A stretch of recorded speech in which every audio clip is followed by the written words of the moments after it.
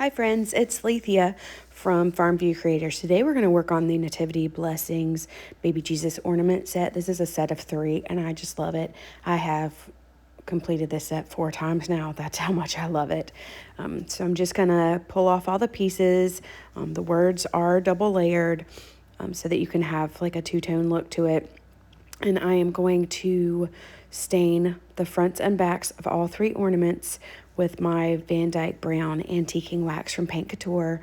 I just adore Paint Couture products. We're going to use a few of them today, and then use a lot of folk art and deco art products as well.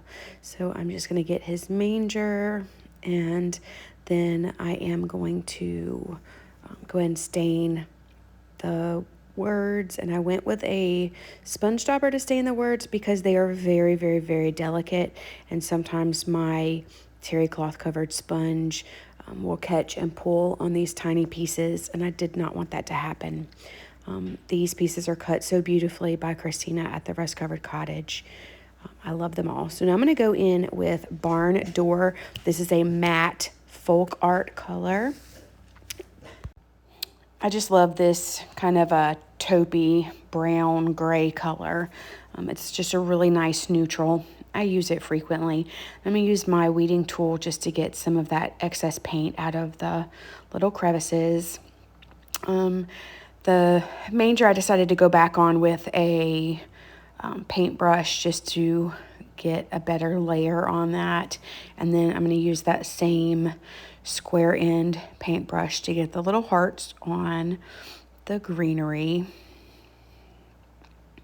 So I am going through like trying to get that neutral look with just a pop of color with the blanket on Baby Jesus. And I'm going to go in with my vintage white. This is also from Folk Art. It's another matte color. And I am going to paint Baby Jesus's body and head and the little bow that's going to go on his ornament. And I am going to get a second layer of everything. And I love, love, love, love Mystic Turquoise by Folk Art. I have a whole nother bottle, and I think this is my second bottle that I've gone through, and I just really wanted Baby Jesus to stand out with that pop of color. So now I'm going to go in with Folk Art Crackle Medium, and I store this laying on its side, and I shake and shake and shake and shake and shake, and then I shake some more before I apply it. That's how you get a good crackle. If you put it on very thin, you're going to have very tiny crackle. If you go a little thicker, you're going to have a larger, bolder crackle. I kind of went medium thickness in my opinion on these, and I'm going to let those set aside for an hour to dry naturally. I have found that the crackle does much, much better if you just be patient and let it dry on its own. You can force dry it, but if you do, you have to really make sure that you do not heat up one spot for too long. So there I'm just going in and doing my second coat of my barn door with my sponge and my brush, and then getting that vintage white, my second layer for that, and my Mystic Turquoise. And now I'm going to go in with Folk Art Metallic. This is Sahara Sand Gold. I put that on the star, and then I didn't really like it. I felt like it looked too close to the actual stain. So I went back over it with a layer of the barn door and let that dry really good. And now I'm going to go in with one of my favorite colors. This is Folk Art Matte Succulent.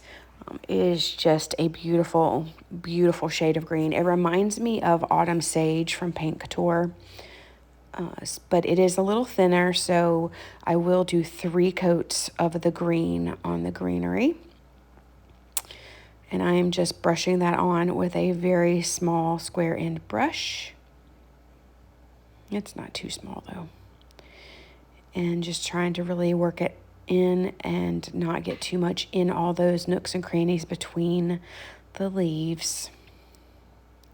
So you'll see me go back and kind of dig at those holes in there to get out any glops and clumps.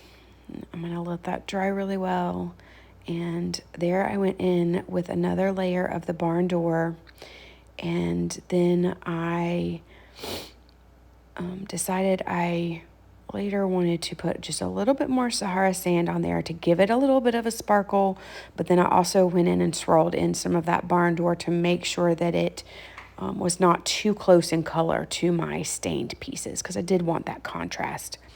So now I'm going to do my second layer of that green. I always do a super thin layer first, and then on my second and third coats, I'll go a little more thick. And I always paint with the grain. It helps the paint lay down more smoothly, more quickly, and it actually uses less paint if you paint with the grain instead of against it. So I'm going to let all that dry. Here I am putting some more of the sparkle on the star, and then I'm going right back over it while it's still wet and just kind of swirling and blending in some of that barn door before I put my third coat of Succulent. And I like to dip from my lids and my bottles. Every once in a while, if I need to use a super big brush, I will put it on a small piece of parchment paper where I can scoop it back into my bottle if need be. But I try not to waste if possible.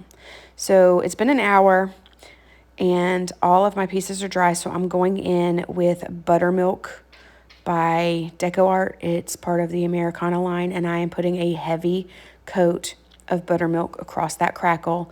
And I go heavy because in my experience, that allows the crackle to do better. And you want to put it on quickly. You don't want to brush over top of the same spot very often. I let it dry naturally for a while, and then I will force heat it some more because that pulls even more crackle out.